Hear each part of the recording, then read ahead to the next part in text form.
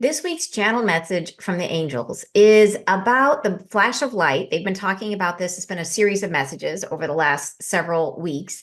And they're talking about specifically what our experience of that flash of light will be like. And then they're also telling us to be aware. They're trying to draw our awareness to the massive shifting that has already been happening all around us. They're trying to help us to see the changes that are already underway. So welcome back to my channel, you guys. It is wonderful to have you here. I am back at home after my trip, vacation, which was just amazing and totally expanding.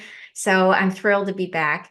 I wanted to say welcome to those of you who are new to the channel. My name is Ann Tucker. I'm a trance channel. And by that, I mean I go into a deep meditative state. And from that state, I raise my awareness as high as I can go. I go a little higher, I connect, and then messages and healing come through. And I share those messages here with you guys on YouTube. The process I use for these messages, some of you have asked, is I channel them the day before.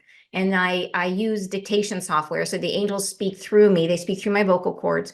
And I use Dragon software to put that into type. And then I go back in later and I put in the punctuation and stuff like that. And the reason I do that asynchronously, the reason I don't channel live is specifically for these messages, is that I like to go as deep as I can when I do these messages. I feel like I have it's a lovely, stronger connection.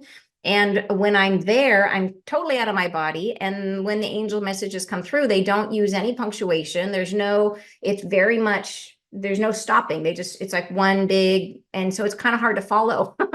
They speak differently when they're talking. Like, for example, if I'm channeling for a person or for a group, the angels will speak much more in a way that's easier to follow. They put in periods and they stop their, but when they do these messages, I think it's just the way that it works is it just comes through as one big blob. It's really hard to follow. So I do it in advance. And it also allows me to be totally relaxed and to allow the messages to come through as clear as they possibly can, which is really my priority as a channel, is to try to get out of the way as much as I can and be as clear as I can. So I do it that way. And then I put in the punctuation. And then when I read it back to you, the angels do come through again, and they are still transmitting frequencies, even though I'm just reading the message to you. But that is why you see me reading as opposed to being in trance and channeling the message. So anyway, today's message is, as I was saying, I love this message. I feel like the conversations that they've been having with us have just been getting more and more almost like familiar, like they're relying on the relationship that we have with them and referring to past messages and stuff like that. I feel like they can go deeper. It's almost like they've laid down the foundations and now they can go into more depth and have deeper conversations about some of these topics. And so today's message, they have some beautiful ways of understanding the shift that's coming. They've been talking a lot about this flash of light, which I don't know when the flash of light, they haven't said specifically. The angels did say that the energy is heavy in the spring. And so something's happening in the spring. There's going to be some big event in the spring, which I think could be the flash of light. I'm hoping. My fingers are crossed. Like, that would be amazing, right? That's what I'm hoping happens in the spring. But I don't know. But that's what I hope. So we will see. But they've been talking about the flash of light since 2020. But they've only just recently been talking about it, saying it's coming, it's coming, it's coming, it's coming. Like lately, they've been like saying this is coming really soon. So yeah, very exciting times. So in this message, they're talking about what our physical experience of the flash of light will be. And they talked about the events that are around us right now, helping us to see and to not lose our perspective on the massive shifting that's already begun. So it's a super cool message. I hope you guys love it. And I know to me, it's a very inspiring message. So hopefully you feel that way too.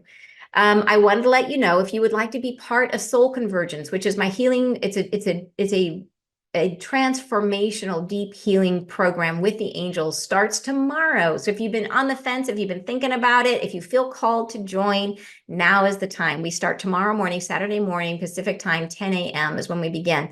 I've shared several stories about it, several messages about it in my a couple live broadcasts. I'll put a link to those broadcasts underneath this in the description box if you want to find out more. It is a commitment because it's 11 weeks. It is an immersive process. You're listening to the angels every day and working with that energy every day. And so it can bring up a lot, but the beautiful thing is you're bringing it up in this lovely sacred container where you are held by the angels. And it is so much easier to deal with your trauma in that context than it is to relive it in your daily life. So it is a very easy and fast way to work through some of your deepest issues. So anyways, if you've been thinking about it, come join us. 10 a.m. tomorrow is when we start. And it's at my website, anntucker.com is how you sign up. And I will put a link to that in the description box below. All right, you guys, have a beautiful weekend. And here is your message for the day. So let's go ahead and dig in. We'll read the message and then we'll go back and talk about it afterwards. All right, so here we go. Here's what they say. Your answers are drawing near. The calling is now. The separation is coming. We bring to you now the horizon we are sketching, preparing, undoing what was, formulating new answers. We wish for you to endeavor to trust yourselves upon this adventure, this great change. The umbrella of awareness draws to a close and reopens, surrounding yourselves with a newness that cannot be endeavored to comprehend from this angle. All of yourselves must complete the transference prior to understanding the arrival of what comes. All of yourselves must be enveloped in the passageways of hereafter. Upon that unveiling, you will be surrounded by the aftermath of a glowing sensation that permeates your bones, that lingers to the taste, the touch, the smell. A saturated feeling of light does enter you near. It leaves within yourself a residual call to focus to a point, to your mind and heart. An unveiling calls you forward. And the next instantiation has begun. This is coming now upon the horizon, awaiting. None but yourselves may offer the tenderest understanding of what is to become. None but yourselves can offer the solutions that will be called upon in the next now. Surrender yourselves as you have done. Limit yourselves in no knowledge of what is past. Be prepared in your understanding and be opened in your understanding and comprehension. Be lifted as you are and as you have come. This surrounds yourselves with the new instantiation of light and living and prevails upon the offering of what is being gifted. We wish for you to know within your hearts what is coming, the alterations you will foresee and understand. The changes that are happening around you feel so gradual to the touch, to the awareness. It is as though the world itself is causal, as though these fragments of understanding combined to form a reality you've known that is separated only by the rearing of the uncertainty that surrounds you now. We wish to separate you from the awarenesses and the tendencies of living prior to now, to not lose within the dialogue of comprehension what is astounding. The change surrounding you now, unprecedented voyages of shifting have already occurred.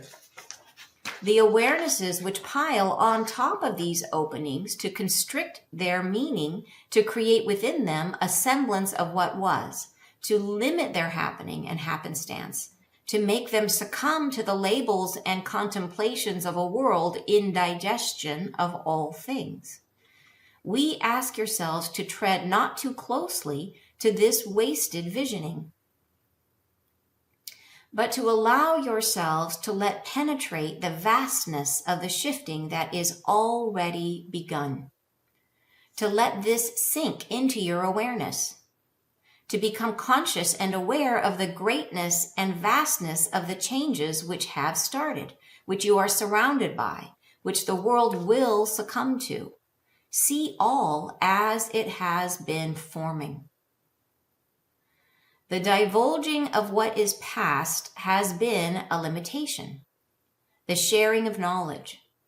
The creator forces at work have been disguised by the well-meaning dialogues of the many.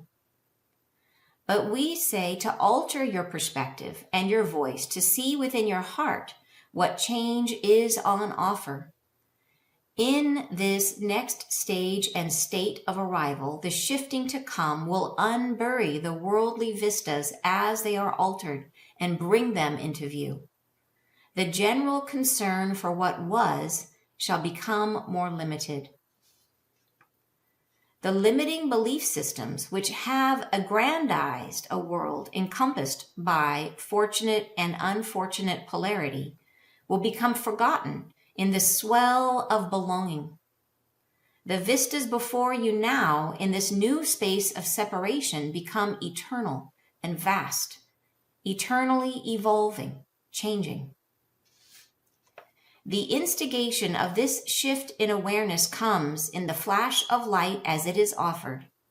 A great hope and hopefulness presses down upon you now as you feel it. It lifts you into the perspective that will be shared. And from this great caucus of voices, you become one with the all. In this space of reassurance and upliftment, you become part of all that is. Everywhere on your journey becomes inclusive of this focal point of awareness. Thus, we've shared the great separation and the inclusion are one and the same. In the separation from what was, you are joining the rest and making yourself absolved from the pressures of today, while abdicating the voice of contradiction, in union with the all and the every. There is in and of this transformation always the limiting polarity which does confine yourselves. The change and chance that is on offer will not be chosen by everyone. Thus, the world is endowed for some time with divergence, and the realities chosen by each shall play out and unfold as they are chosen. All right, so there you go. So it is, I channeled this yesterday, and you guys know that when I first get the message, I channel the Friday Leg messages differently. I go very deep and very deliberately. I try to get as out of the way as I possibly can. And so frequently when they come in, I don't understand them at all. And I can't understand them for a little while. Like I go back in and the messages come through differently. Part of the reason I channel them this way, where I channel them in advance and then I put in the punctuation and share them to you in written form, is because when I channel these, I let them come through. There's no like, they don't parse the sentences, like everything blends together and there's no punctuation. And it's hard to follow unless I take the time, and then I have to go back in later, put in the punctuation, separate them out into paragraphs. And then I have to wait several hours until my brain gets back into its normal state, into its left braininess. And then I can understand what they said. So when I channeled this yesterday, I literally had no concept of what they were talking about, but now I read it and I find it to be beautifully helpful. I find this message to be I just feel like it's almost, I feel like they're knowing us better and better. I feel like the relationship is deepening. And I feel like as that deepens, it's like they start speaking to us with this. It just feels so familiar to me, the way they're talking to us. Almost like in every message, they're reminding us of something we've already known. Like it's a conversation they've had with us before, and they're just reminding us of things that we've known. Do you know what I mean? So yeah, and you're saying that's a lot of work. Thanks, Teresa. I am happy to do it because I feel like it's really important. I feel like sharing these messages is, I just feel like there is nothing more important that I could be doing. You know what I mean? Like, I just feel like this shift that we're going through, that we are all going through, that we are all one. You know what I mean? And the more that we understand it, the better off we all are. So yeah, but thank you for that. I appreciate it. Um, uh, so let's go ahead and break it down. And you're saying, have followed you for a long time. This is the first time I have been able to join live. Yay, welcome, Betsy. I'm so glad you could join us. And Dashini says, their language has become quite familiar to me. Meanwhile, I understand that what you read. That is so cool. You know what? I think it is a thing. It's sort of like if you remember in high school English class, when you had to read Shakespeare, and in the beginning, you can't understand it at all. And then when you read more, eventually you start to get it. You know what I mean? Eventually you can actually understand. It's just like you have to kind of shift your brain to understand the way they talk. And I think the way they speak, to me, it's clear now. But I think they speak this way because it's very hard for them to bring it down to the way we talk in our average daily conversation leaves out so much meaning. I feel like if they were to try to talk the way that we talk, the message would have to be 5 times as long in order to convey as much meaning as they are. And their wording is super precise, right? Every word, I feel like they must sit up there and talk amongst themselves about like every word choice. Like, is this the right word for this? You know, does this have all the meaning that we want to convey? So I feel like it's really potent with the way they communicate. And then of course, every message, even though I'm reading it to you, and some of you have even said, some of you who see spirit have seen the angels come into my body when I'm reading it to you, that that it is infused with the frequencies that they're conveying. Yeah. And Dashini says, always so poetic. I bet they sing the text half the time. Do you know when I'm channeling, like when we've done retreats, they will sometimes come through in song. So, and I am not a singer, so that is not something I do voluntarily, but it happens. So, and other people put up with my singing voice. So yeah, but it does come through definitely a song sometime, which is amazing when it happens. So let's go ahead and break down the message and talk through, because I really like this message, and they're like I said, they're talking so much about the flash of light and how it's going to change us, how it's going to shift us. So here's what they say. They say in the first paragraph, your answers are drawing near. The calling is now. So they're saying this light, they're talking about the flash of light. They're saying it is near. It's coming soon, right? And they say the separation is coming. And so these are 2 themes they're talking about in this message. The separation, which is separating from how we've been. And they've been talking about this point of awareness, which is how we separate as we move away from being so governed by our 5 senses and being more focused on this point of awareness, this one, which gives us unity consciousness. So the separation is coming, separation from what was. We bring to you now the horizon we are sketching, preparing, undoing what was, formulating new answers. And I think this is so fitting, given we were just talking about this morning about how on my trip I was experiencing another culture's answers to the same questions that we have, that we can be human in a whole new way, that we will have new answers to how we lead our lives, that all the things that we have thought were important up until now, that, whether it be, the 9-to-5 grind, that, saving for your 401k, that kids go into college, like whatever it is, right? That has been your overriding drive for like, this is what matters in my, this is what makes a good life. They're saying that formulating new answers, all of that will be up for review. Like we will be questioning all the things that have seemed important to us. So they're saying, we're bringing to you now the horizons we are sketching, preparing. So, and this is again indicating that the angels have a very, very important hand in guiding us through to this new shift in awareness. They're sketching, preparing, right? They are the ones that are in there helping us to get there, helping to create it. And they say, undoing what was, formulating new answers. We wish for you to endeavor to trust yourselves upon this adventure, this great change. And that seems like a tiny little sentence with the endeavor to trust ourselves. But I know that it is a huge thing anywhere they bring in the word trust, because I have seen in our peace bathing sessions where they've tried to give us the experience of this new awareness. And the biggest thing, the biggest hurdle we had to overcome in those sessions was trust. That we fear being seen. right? And so when we think about unity consciousness, sounds amazing, sounds wonderful until you think about someone seeing all your dirty stuff, like all your junk, seeing all your, whatever it is that you don't like about yourself. And we all have stuff, right? And what if that's all just spread out on the table saying, yes, here are all the things that I think are crummy about me. You know what I mean? And that's what unity consciousness is. And so there has to be an enormous amount of trust where we have to get over the sense of being judged. We have to get over the sense of the fear that we won't be accepted. And that takes enormous trust of ourself, that we are okay as we are. So it's a little sentence here. We wish for you to endeavor to trust yourselves upon this adventure, to recognize that just as you are right now with all of your wrinkles and all of your faults, that you are perfect, and to be not afraid to be in unity consciousness and to let other people see all of that, and to recognize, no, we're all on a journey. All of us are on a journey, and the journey is beautiful, right? All these things we think of as flaws are actually points of experience. Right? They're all things that we get to understand more deeply how we respond to having these wounds. So small sentence, and in that sentence, they're referring to all those other conversations they've had with us about trust and what it means for unity consciousness. Yeah.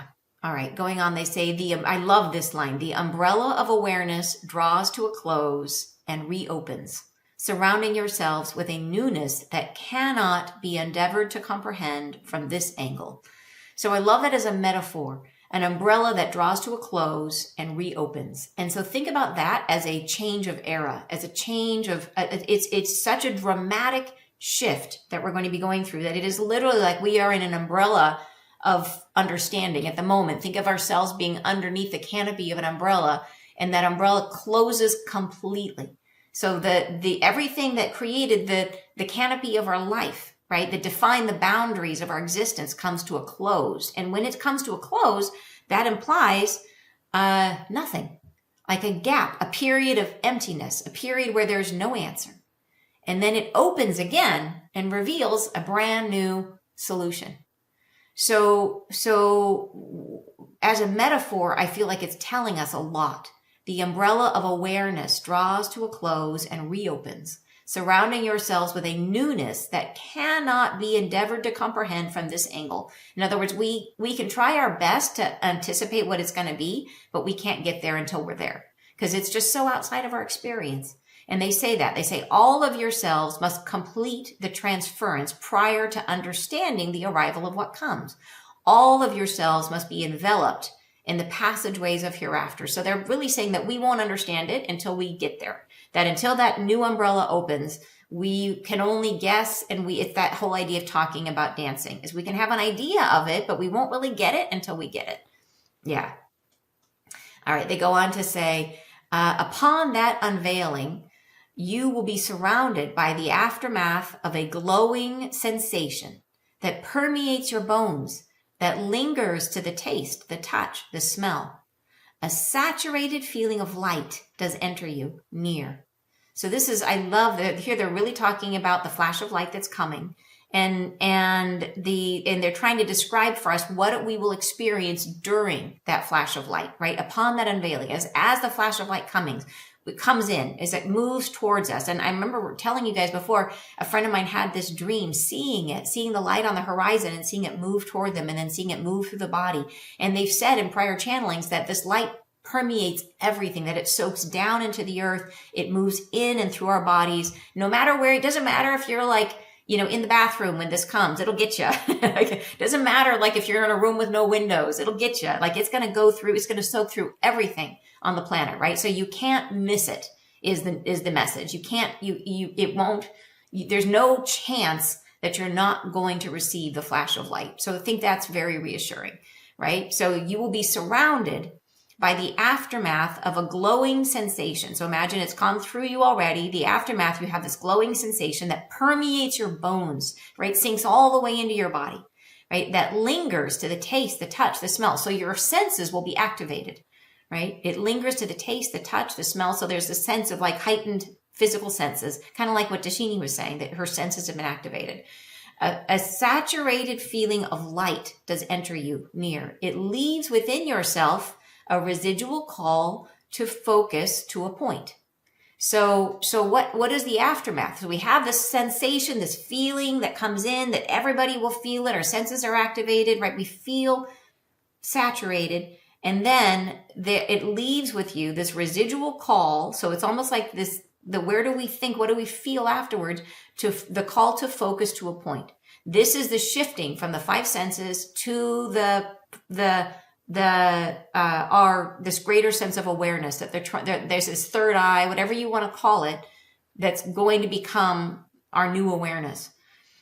And they say that's why they're saying that this flash of light will be the moment we all look back on and say, that's the moment that everything changed, right? It's because it leaves within us this residual call to focus to a point, right? To your mind and heart. So it says the bringing in this, it's a call to both the mind and the heart, right? Which is masculine, feminine, balancing, unification. It's bringing us into presence, right? They say an unveiling calls you forward, and the next instantiation has begun.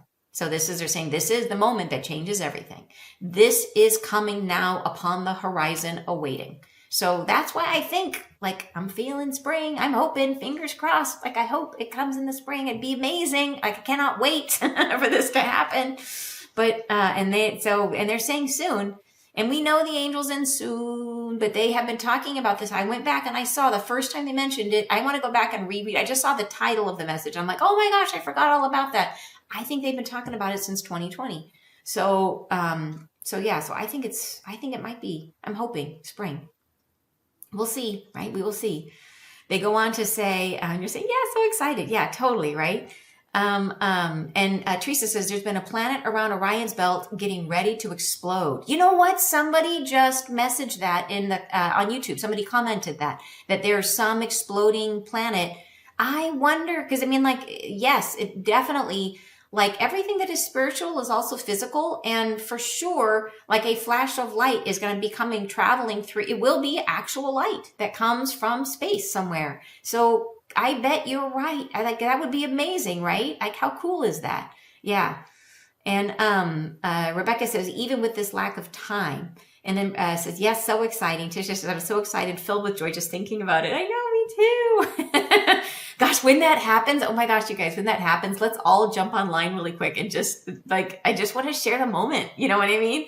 So yeah, when it happens, let's all jump on and be like, oh my gosh, it happened. Yeah, it's going to be amazing. Maybe, I don't know though, maybe when it happens, we'll all just want to just be in our Zen mode. Maybe we'll connect, on the spirit plane. Maybe we'll all go into our Zen zone and connect spiritually when it happens. I don't know. We'll see. We'll see what happens. But, all right. So, okay, next paragraph. They say, where is this? Okay, next paragraph. None but yourselves may offer the tenderest understanding of what is to become. So I think what they're saying here is that, and then they say, none but yourselves can offer the solutions that will be called upon in the next now. So I think they're saying that, like, this hasn't happened before. None but us, no one but us can offer the tenderest understanding of what is to become. And so they're really saying, I think here, that we will create it. Like, it comes through us and from us, that we are the ones that will define it, that it hasn't happened before, that there's nobody that can tell us exactly what it will be, because it's either it hasn't been experienced before, or we are creating it, or both, right? None but us have the tenderest understanding of what it's going to be. None but us, right, can offer the solutions that will be called upon in the next now. So we are going to have to come up with, how are we going to respond? What are we going to do? How are we going to change? All of that. I mean, that's, I think, part of why this is going to be such an exciting time. Like, I don't know about you guys, but I never really liked school. And the reason I didn't like school is because most of what you do in school is learn things that have already been learned, or do things, you solve problems that have already been solved, right? You're just being trained in how to solve those problems. You're learning things that other people have already figured out. And what they're saying here is that this is all new problems. Like, we are going to have to be calling upon our most creative selves, right? Seeing things from our most open perspective to try to learn and grow and change. And humanity is going to evolve in a brand new way. And they're saying none but us can do it. So to me, this is like the opposite of school. It's a different kind of school. It's a school of creativity, the school of stretching and growing. And to me, that's super exciting, right? To solve problems that have never been solved before. And that doesn't mean that we don't draw on everything we've ever known, but it is really an opportunity to redefine what it is to be human. Yeah. And you're saying, agree with you about school. So excited for new wisdom. Me too.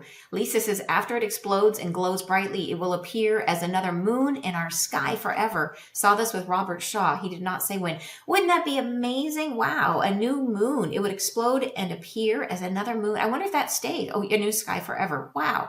I wonder how that would happen. Like maybe I think planets are formed because of gravity, right? Holding junk together.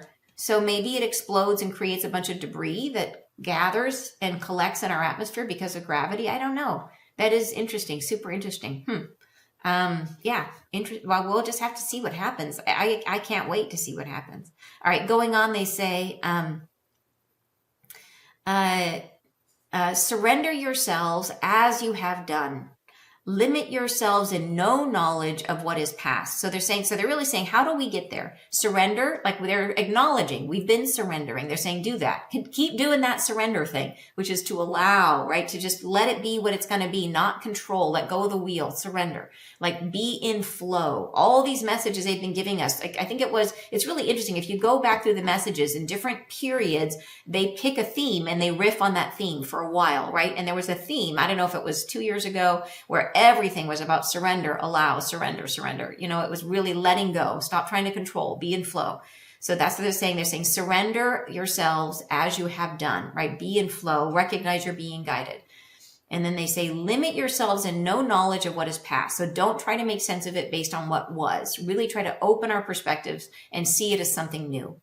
And then they say, be opened in your understanding and comprehension. So it's really trying our very, very best to see with our eyes, not with our head, not with preconceived answers, to try to really open to seeing it as something brand new that we've never experienced before. And then they say, be lifted as you are and as you have come. So try to be at our highest vibration, right? And that's the best way to perceive it, is to try to be like, if you're feeling low, focus on gratitude, right? Try to be in that higher state of awareness. Gratitude is an easy way to get there, right? Get into gratitude and it will raise your vibration. This surrounds yourselves with the new instantiation of light and living and prevails upon the offering of what is being gifted. So they're saying this is one of the ways that we can make sure that we're really perceiving and understanding what's going on, is by following, to surrender, right? To limit ourselves, to not think about what used to be open in our understanding and be lifted in our vibration. So this is sort of like the things that we can do in order to really perceive and experience what's happening around us. All right. They go on to say, we wish for you to know within your hearts what is coming, the alterations you will foresee and understand. The changes that are happening around you feel so gradual to the touch, to the awareness. It is as though the world itself is causal. So this is a really interesting section that they're going into. And I think this is really the meat of the message, is they're saying that they want us to understand what's coming. They want us, as much as we can have awareness, the more awareness we have, the better. Like, we're trying to get to a state of awareness. They want us to see. And the challenge is going to be seeing, because most of the time we see with our old point of reference. So they're trying very hard to make us aware, to see what's happening right in front of us. And they're saying here that, so they want to see within our hearts what is coming. And remember, they're saying to know within our hearts. So it really is referring to being open to this new understanding, the alterations you will foresee and understand. And then they say the changes that are happening around you feel so gradual to the touch, to the awareness. It is as though the world itself is causal. And then they say, as though these fragments of understanding combined to form a reality you've known that is separated only by the rearing of the uncertainty that surrounds you now. So let's talk about what this means. So that what they're saying here is that there's a lot of change that has already been happening, that the shifting of consciousness has already been permeating humanity, that humanity is shifting, but we don't give ourselves credit that we have been in the process of trying to understand what's going on in the world based on our old way of being, that we take the big changes and then we process them through how we've been before, that we're trying to fit them into boxes that we've already owned, right? And so it's almost like we're looking at the major changes that are happening in the world. And you know how everybody uses the term the polycrisis, or that things are unprecedented, right? That it's never happened before, unprecedented. And that word became like almost like it was a joke. It was used so often. But we take all these unprecedented things and then we fit them into definitions and understandings that we've had for decades, for years, right? And they're saying that process of trying to comprehend these changes based on the way we've been has limited our ability to see the big changes that have already occurred. So it's literally like trying to understand it as if the changes that are happening are more of the same, right? Like that these events are just an evolution of our current reality. So they're saying as though the world itself is causal. So it's almost like saying, okay, well, all of this is just because of global warming, or all of this is just because, okay, think about like the major social shifts that we've had and the social movements that we've had in one upon the heels of another. Boom, boom, boom. We had Black Lives Matter. We had Me Too. We had all these things that were like, okay, let's take all this stuff that's been hidden, that's been under the rug, and bring it up to the surface and look at it. Right. And then we try to put that into the context of, oh yeah, this is just like the civil rights movement before, or this is just like and they're saying, no, it's not. It's not just like that. It's different. And they're saying, don't try to understand it from the paradigm we've been living in. See this as a shift. See this as a dramatic departure from where we've been.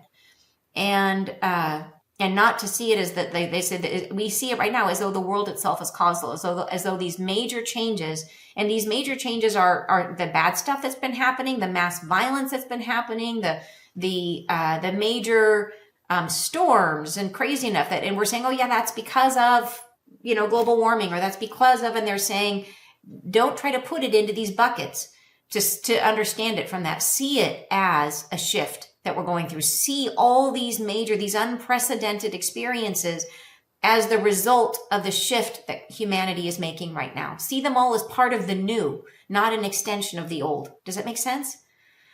So, and then they say, we see it right now as though the world is causal, as though these fragments of understanding combined to form a reality you've known that is separated only by the rearing of the uncertainty that surrounds you now. So they're saying the only hint is that we have, that it might be a change, is that we have this uncertainty, that we know that the world is changing. We think, oh, maybe, you know what, where are we going? Is this part of where we're going? Right? And you're saying, Rebecca says, I really appreciate that social movement, storm, earthquake, etc., are a total shift instead of looking at it from the past. Yeah. And I think it's an important point they're making, because I think we all have done that. The way that we have always processed our reality is based on how the world has been in the past. So I think they're really trying to bring this to our awareness. Then they go on to say, we wish to separate you from the awarenesses and the tendencies of living prior to now. They're saying that we really don't want us to rely on those old paradigms to understand what's happening. They're saying to not lose within the dialogue of comprehension what is astounding.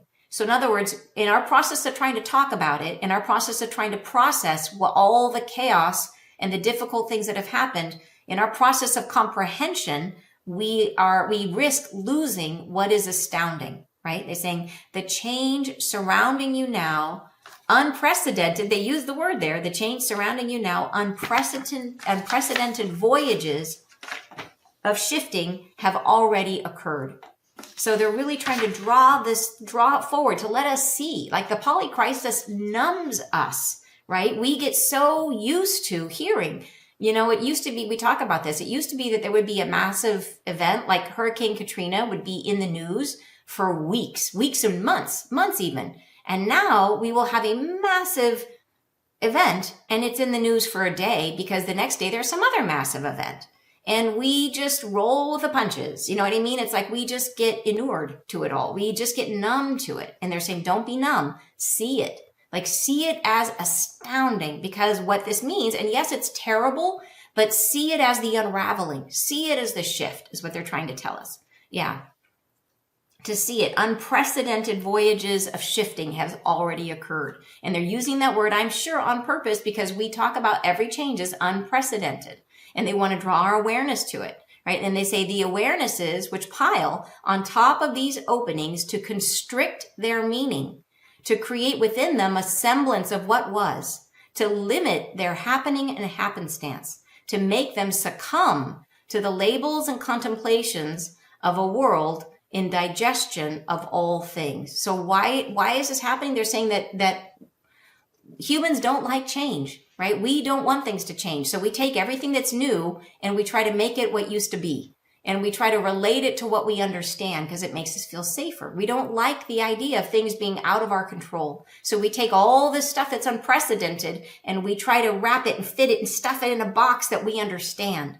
So they're saying that we try to create a semblance of what was, right? We constrict their meaning. We make them smaller. We don't say this is a massive shifting of humanity. We say, oh no, this is just because we drive cars and because we have agriculture. It's global warming. That's why these changes are happening, right? We put them in a box we can understand that we are responsible for, that we can put science on and labels on, right?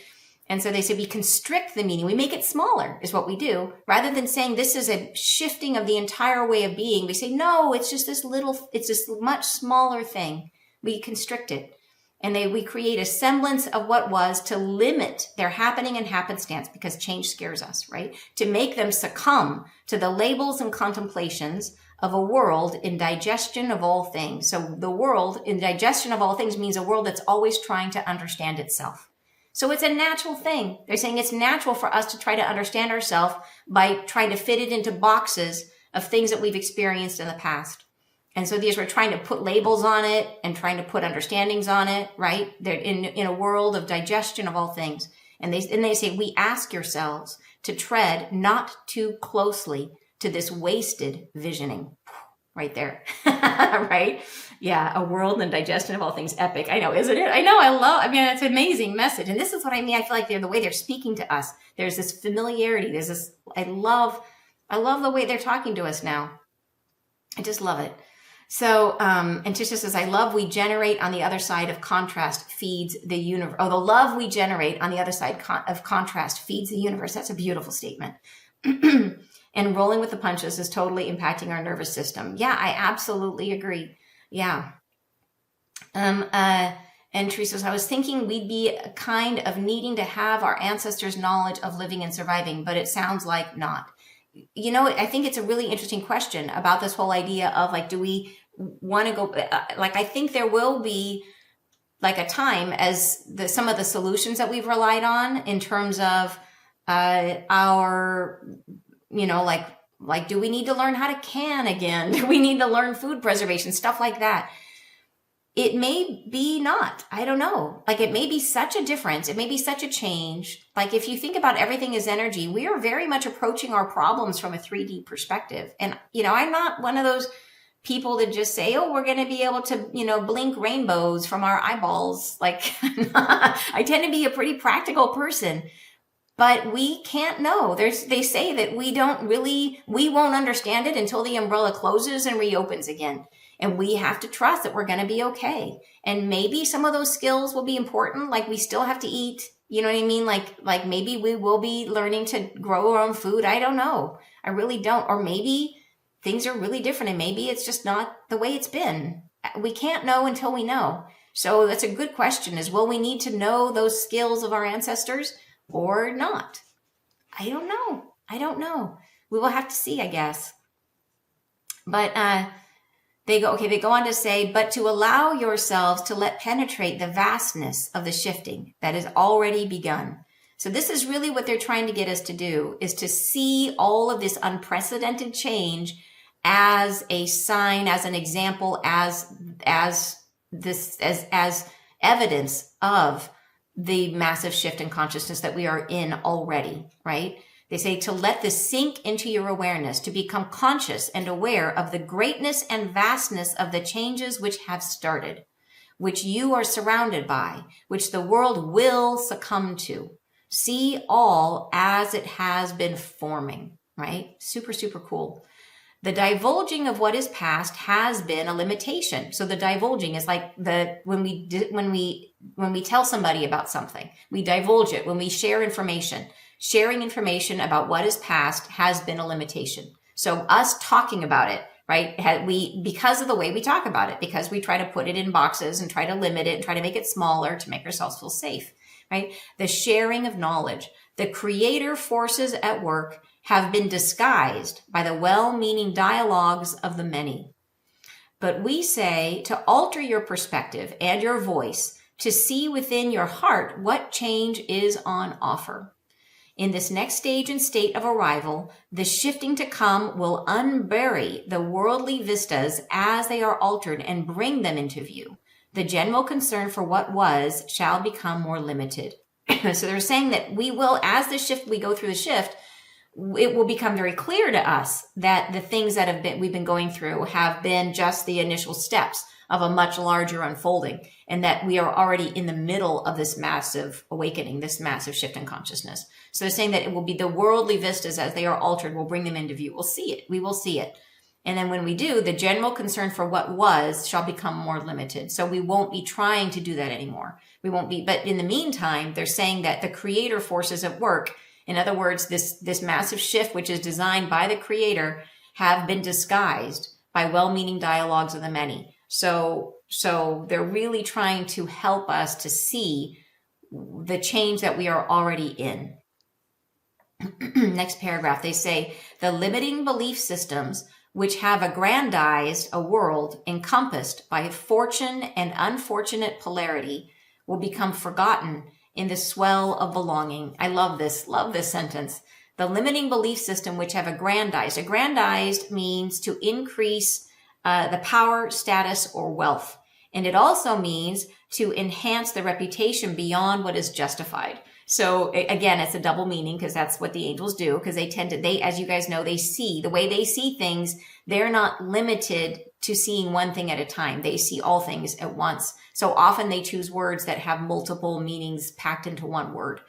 And here, so the limiting belief systems which have aggrandized, and so it's a world encompassed by fortune and fortunate polarity. In other words, the world of the haves and the have-nots, right? That we have been living in a world of the haves and the have-nots, a world where some people are living in squalor and some people are living in, I'm always amazed when I think about, I saw this one documentary about India where they were showing that there were these billionaires that would build, there's one guy built a skyscraper that was his home, literally a skyscraper, like 80 floors or something like that. It was all for him and his entourage in the middle of a slum, like literally in the middle of it. And so like fortune and unfortunate polarity, and that we have aggrandized this, right? So it aggrandized, it means to increase the power, status, or wealth. And and then it also means to enhance the reputation beyond what is justified. So we have been living in a world that respects and that reveres wealth and power and status. And they're saying that has been a reputation that has not been justified, is what they're saying in this one sentence. They're saying that this way of revering, and by this polarity, by striving for it, and by, think about, how like on social media, status and wealth and power, and in all of our media forever, for the longest time, like that has been aggrandized. And they're saying that is a reputation that is undeserved, right? And then they say it will be forgotten in the swell of belonging, which is something we all want to hear, right? Which is really, really good news, that preconditioning that we have, that perspective humanity has had for the longest time gets forgotten in the swell of belonging.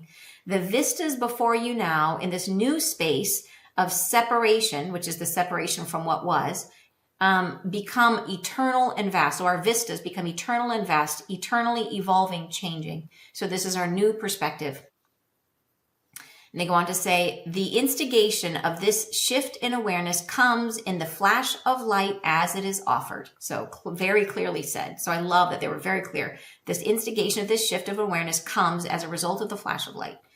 And then they describe what it's going to feel like when the flash of light comes. A great hope and hopefulness presses down upon you now. And they mean like when the flash of light comes. So this is not now as in now. It means imagine that we're in the moment of the flash of light. And when we're in the moment, this is what we'll feel. A great hope and hopefulness presses down upon you as you feel it, right? It lifts you into the perspective that will be shared. And from this great caucus of voices, you become one with the all.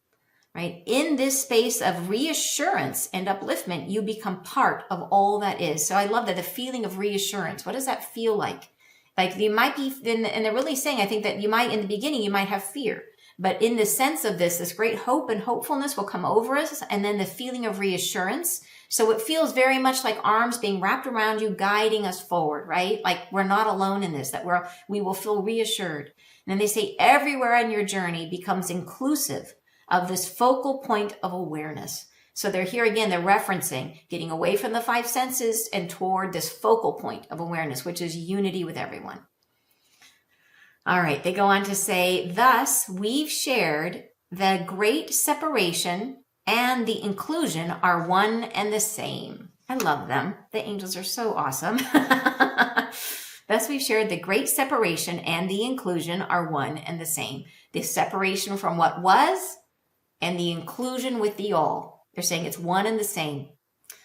In the separation from what was, you are joining the rest and making yourself absolved from the pressures of today, while abdicating the voice of contradiction in the union with the all and the every. So let's break that down. So in the separation from what was and leaving all of that behind and joining in the rest.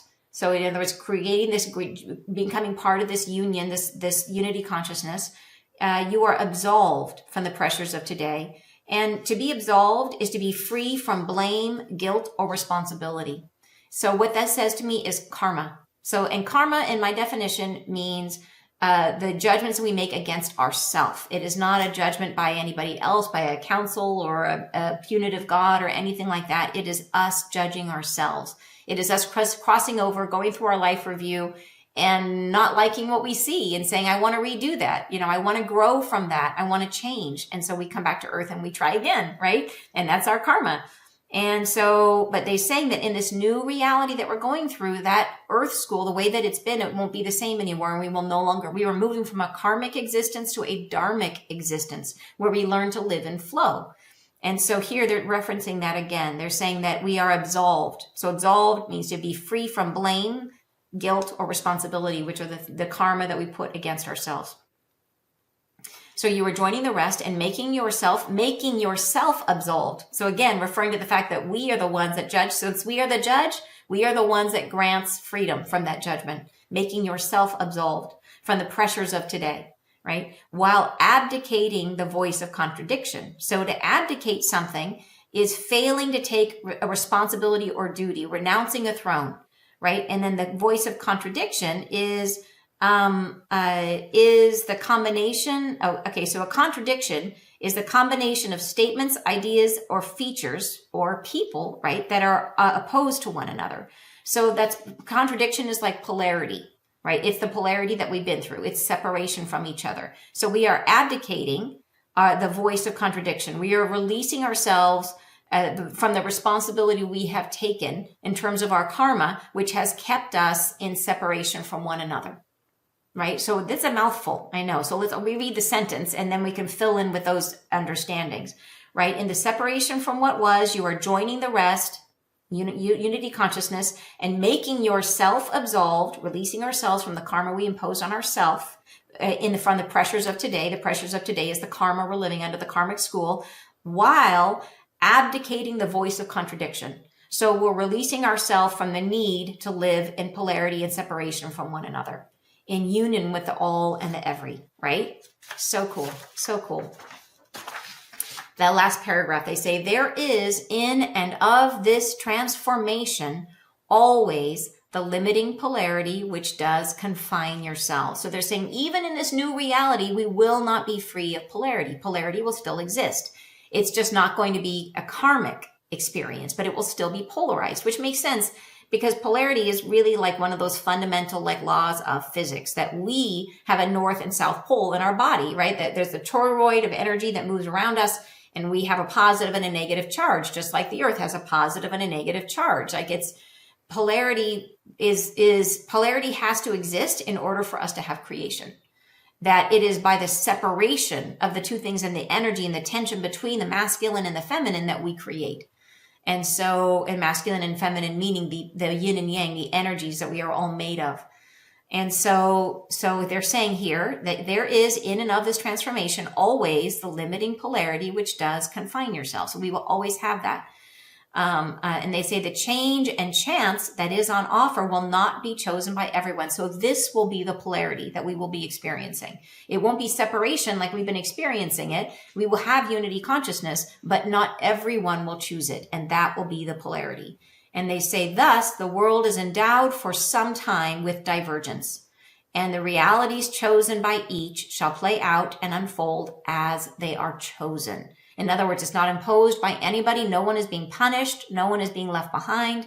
But some people will not choose to experience unity consciousness. So the polarity will exist in that divergence, they're saying. Yeah.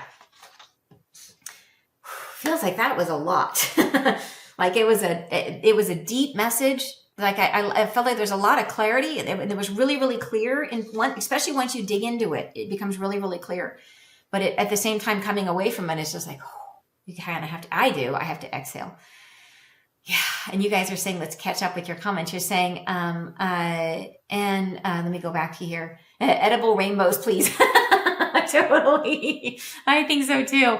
That is what I want too. And you say, we have the advantage of being open-minded seekers. I can't imagine how others will react. Trisha, I so agree that being open-minded, is being in a state without fear.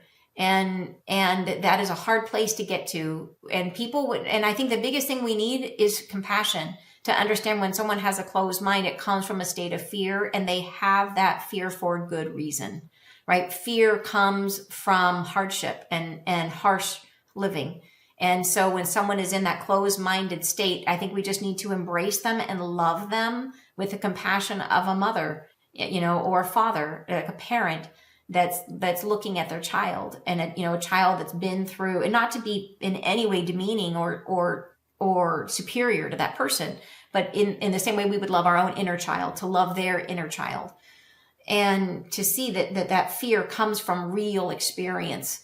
And it's not from nothing, you know what I mean? And some people's fear is deeper. And so just to really see that if you are in a state of openness and a state of trust, to think of that as just an incredible blessing, that you are lucky, so lucky to not be in fear. And I think that's the state that we need to be in, is just to be incredible gratitude that you're not in fear. And to see the people who are in fear as someone who just needs to be embraced and to be loved, and to have so much compassion for that person. Yeah. And you're saying, okay, be surrendered, but not numb. Yeah. And Lisa says, let's learn it all in natural ways, enhance with new tech. Yep. And Lisa, I know crystal tech is coming in hot. That's what's next to. That'll be super interesting. So I also believe that we will really need to understand reciprocity for sure. I think and reciprocity is like really part of that concept of unity. Yeah. Lisa says, it's a huge shift. We all gather here on this channel and speak freely. This is huge. I still must keep this hidden from my personal family so they don't pack me away. And I wish that wasn't the case, but you're right that there are sometimes people who are very close to us who are really, really uncomfortable because of that fear with what we think and believe. Yeah. And that's just a true thing. That may change with this flash of light. I think it will disrupt everyone. I really do. Because they said you cannot escape it. You can't not feel the flash of light. Teresa says, I think the spirit is helping us all along. I go through the grocery store and my attention is drawn to something. When that happens, I know I need to get it because it always ends up needing that thing. Isn't that a cool thing? That happens to me too. And it's just to be guided in that lovely flow way where it's almost like the more you can release, the better choices you make. You know what I mean? You don't even realize why you need it. And then you get this magical surprise, like, oh, wow, I bought this thing I didn't know I needed. And this is why. And it's just so much fun. It's like life is this constant surprise. Yeah. You say, right, that's like idol worship to me. They're talking about the worship of power and wealth and all that kind of stuff. Yeah. And Mary says they really revealed a whole lot about the light and the shift in this one. I totally agree, Mary. Yeah, I absolutely agree. And you say, and those people call us the weirdos. Carrie says, if we are in flow and open-minded, how does the polarity look to us? Great question. And I think that the polarity, I think we have to remember that the polarity is not a bad thing, that the polarity is what allows us to create that it's that tension, the dynamic tension between the masculine and feminine energy that we all possess. And that interaction is what generates, and we can think of that as contrast. And from contrast, we generate solutions. And solutions are how we create. So we have to notice that something is missing in order for us to have the desire to fix it. And then we create something to fix it. So see it as a driver. See that when we see lack or sorrow or suffering, and what that solution may look like in the future will be totally different. They said the solutions that we will find will be that, and only we, they said, will know the solutions that come into that space, is because we are the creators. And what that means is that we will live in the polarity, and we will see what is missing. We will see the lack. We'll see the suffering. And we will have to use our creativity in that polarity to come up with solutions. Yeah, I think that's how we will experience it, that we become our creator selves, and it inspires a new way of living. Yeah. Amina says, thank you for all this interpretation. Happy you're back with the angel messages. We missed you. Thank you, Amina. I missed you guys too. It was like there was over there, like the time zone was literally like 100% flipped. So it's really, really nice to be back in the same time zone with many of you, and to be able to go back to doing these messages together. It's just so fun to share them together. It really is. And you say, how will it be experienced? Is it exactly the same? Did we answer that, Carrie? Was there another question there? Oh, you just answered this. Okay, thank you.